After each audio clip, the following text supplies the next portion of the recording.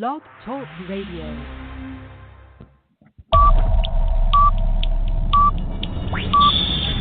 10, 9, 8, 7, 6, 5, 4, 3, 2, 1, 0.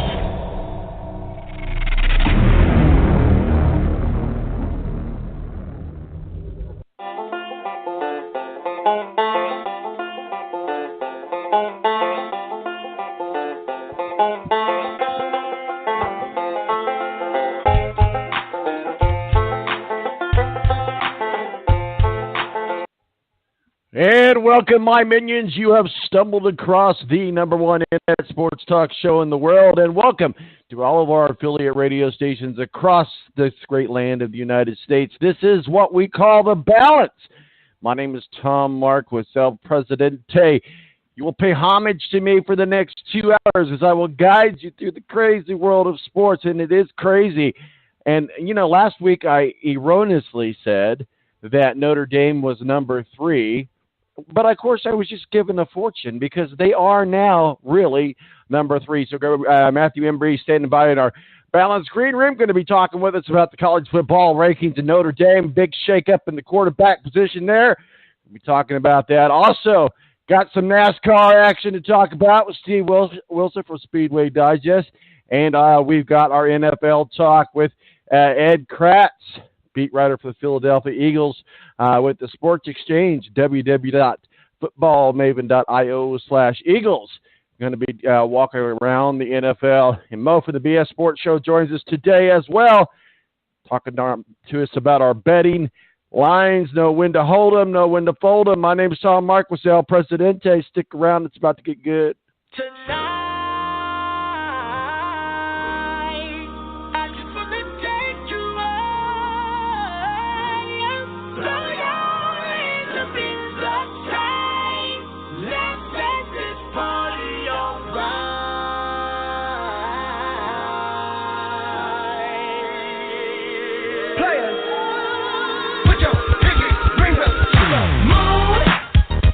The Air National Guard is a reserve component of the United States Air Force and serves alongside active-duty Air Force members in times of a national crisis.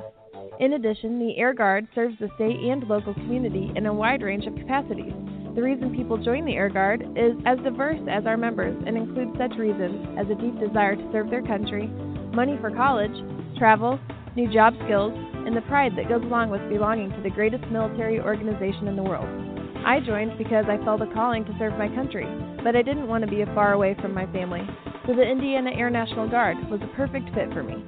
With over 95 different career opportunities to choose from and 100% paid college tuition to any state-funded college, why not give us a call? Call 1-800-841-3103 or visit online at goang.com to find out more.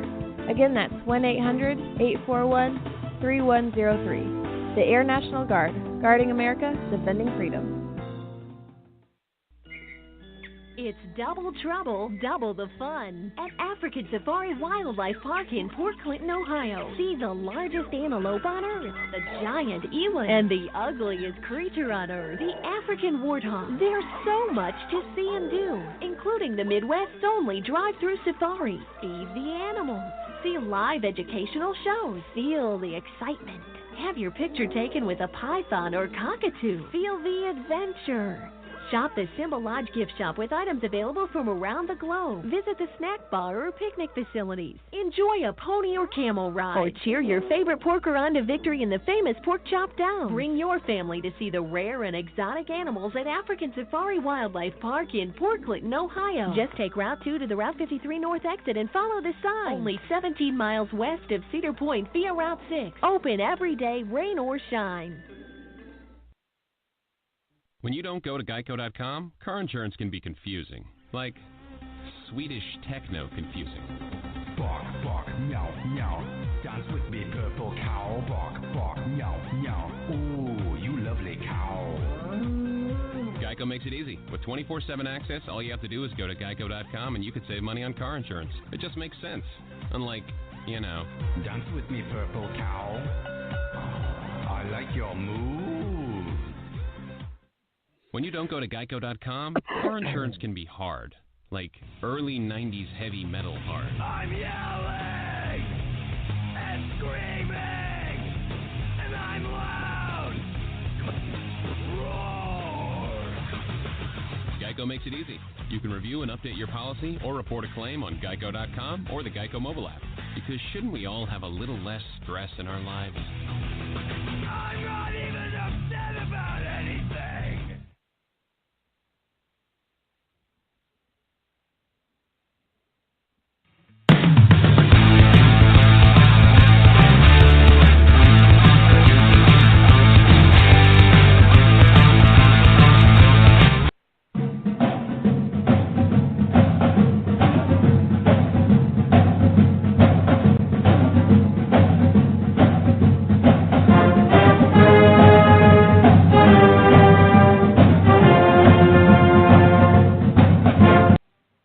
All right, welcome back to the Palace. My name is Tom-Marquis, El Presidente. 917-889-8516 is our digits if you want to jump in the chatter.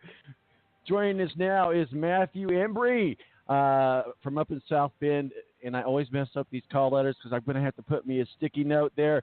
But the South Bend area where he's already got snow. Matthew, how are you, sir? Real crazy week so far. Big first of all, before we get going, a big congratulations to the Mishawaka Cavemen, our affiliate, high school affiliate. They are now in semi-state. They get a chance to qualify for the Circle City Thanksgiving weekend if they can find a way to beat Fort Wayne Bishop Dwenger next Friday. So easy a caveman can do it, right?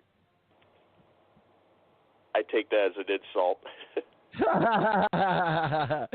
Matthew, we got a lot of shaking up going on at the quarterback position in Notre Dame. Obviously, Booker's out, and so talk with us a little bit about what we know coming out of South Bend, Notre Dame campus this week. Well, the ball's back in Brandon Wimbush's corner, isn't it? Ian Book is out. It's been classified as an upper body injury. The expectation is he will be back for the Syracuse game when they probably will need him, considering Syracuse could be ranked as high as 10 when they get to Yankee Stadium next Sunday or Saturday. So an absolutely huge opportunity here for Brandon Wimbush to hold the fort against a Florida State team that we don't know. Florida State looks like they have quit in certain games. Defensively, this is not a good team, but potentially this could be a team that could do some damage against a Notre Dame team that maybe feel a little bit of pressure, knowing that even one loss and anything from a perfect record, they're probably not going to make the college football playoff. Well, absolutely. And, you know, they're at number 3 right there with Alabama and Clemson. All three of them 9-0. All three of them looking to run the table. Obviously, with your Alabama, with strength of schedule, and because they're Alabama, they're always going to be number 1. And it's certainly a good opportunity for them to fight for that number 2 slot. But certainly Florida State Seminoles having a rough year, and it would certainly be a huge win for them and a huge loss for Notre Dame. Let's break down the X's and O's. Florida State at Notre Dame should be a relative, you would think on paper, should be a relatively easy game for the Fighting Irish. But as you mentioned before, the Florida State Seminoles just might play the shake-up game for Notre Dame. Well, keep in mind, Florida State has nothing to lose at this point. One more loss, and they are not bowl eligible for the first time in ages for them. So looking at that scenario, they have nothing to lose. But remember, they're from Tallahassee, and there is snow on the ground, more snow potentially expected by game time. We're talking a temperature in the 20s. So Florida State's ability to adapt to that, I think, is going to say a lot on whether this game is close or this game becomes a blowout in favor of the Irish, who, despite, not having the better passer behind center, they have a guy in Brandon Wimbush who is definitely a running quarterback threat to the levels of, say, some of the greats in the game, like the Eric Crouches from Nebraska or the Antoine Randall-Ells of Indiana. Well, absolutely. And, haven't heard that name in a while. But, yeah, so we'll certainly see. We'll be watching it. Let's talk a little bit about the college football rankings that are now out. We'll just kind of really round out the top ones that really matter the most. And that's Alabama, Clemson, Notre Dame, Michigan number 4, Georgia number 5. Let's start this at the top. Like I mentioned earlier, all three teams are 9-0 and are Notre Dame is 3-0 away, and at home 5-0. And Alabama, well, they're just Alabama, and but of course on top of the day. So Notre Dame wins, Clemson loses. Does Clemson go down? Notre Dame move up? Thing is, though, I don't know where Clemson's going to lose another game at this point because the ACC just is straught with weakness. I think the team that could have beaten them is already off the schedule or past them already, and that's Syracuse. I think right now the scenario is perfect for Clemson. As long as they keep their nose clean, they should have no problems getting to the college football playoff. I mean, they put up 77 points last week, and against Boston College, I expect at least 40, if not 50, for Trevor Lawrence and company coming up later today. Well, let's kind of go through the games here. Again, 917-889-8516 if you want to call in and talk some college football. But let's kind of go through some of the games on deck today that really maybe matter, and we'll kind of look at just some teams that a lot of people are looking at. Let's look at the Big Ten. Wisconsin at number 20, Penn State. Not a lot to talk about their game as far as college football playoff committee goes, but certainly teams like Penn State are bowl eligible, so we can't, we got to be looking and talking about Big Ten championship also. Are they going to be playing on New Year's Day? Or are they going to be playing in another bowl?